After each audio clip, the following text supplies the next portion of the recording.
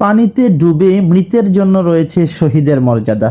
রাসূল করিম সাল্লাল্লাহু আলাইহি সাল্লাম হাদিসের মধ্যে ইরশাদ করেন, সহিহ বুখারী এবং মুসলিমে হাদিস এসেছে, হযরত আবু হুরায়রা রাদিয়াল্লাহু তাআলা আনহু থেকে বর্ণিত সহিহ বুখারীর 2829 নম্বর হাদিসে নবী করিম সাল্লাল্লাহু আলাইহি সাল্লাম বলেন, আশ-শুহাদাউ খামসা, অর্থাৎ শহীদ হচ্ছে 5 প্রকার। এক নাম্বার হচ্ছে আল মাতউন, অর্থাৎ মাতউন মানে হচ্ছে আপনার প্লেগে মৃত ব্যক্তি। প্লেগে মানে হচ্ছে এটা এক সময় একটা মহামারী ছিল, যেটা ইউরোপ, আফ্রিকা এবং এশিয়ার বহু মানুষ এই মহামারীতে মৃত্যুবরণ করেছে। ওই রকম একটা মহামারী, অর্থাৎ কোনো মহামারীতে যদি কেউ ইন্তেকাল করে সে শহীদ হিসেবে গণ্য হবে।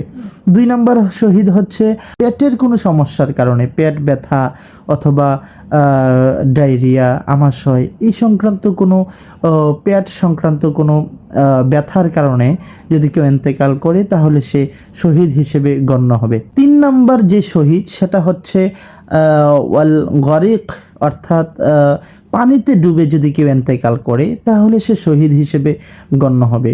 রাসূল করিম সাল্লাল্লাহু আলাইহি ওয়াসাল্লাম এরপরে বললেন ওয়াসাহিবুল হাদব, অর্থাৎ কেউ যদি কোনো ধ্বংসস্তূপের মধ্যে পড়ে, অনেক সময় দেখা যায় যে ঘর বাড়ি অথবা বিভিন্ন বড় গাছপালা ভেঙে সে ওই গাছের নিচে পড়ে, অথবা বিল্ডিং ধসে গিয়ে ভূমিকম্পের কারণে সে মারা যায়, তখন সে শহীদ হিসেবে গণ্য হবে।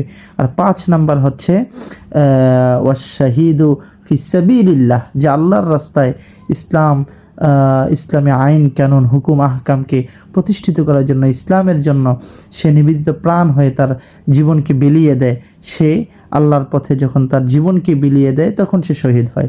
সুতরাং শহীদ হচ্ছে 5 প্রকারের। এর মধ্যে এক প্রকার হচ্ছে ওয়াল গরিক, অর্থাৎ যে পানিতে ডুবে ইন্তেকাল করে। তাছাড়া সহিহ মুসলিমের 1914 নম্বর হাদিসের মধ্যে এসেছে একই কথা, যে কেউ যদি পানিতে ডুবে ইন্তেকাল করে সে শহীদ হবে।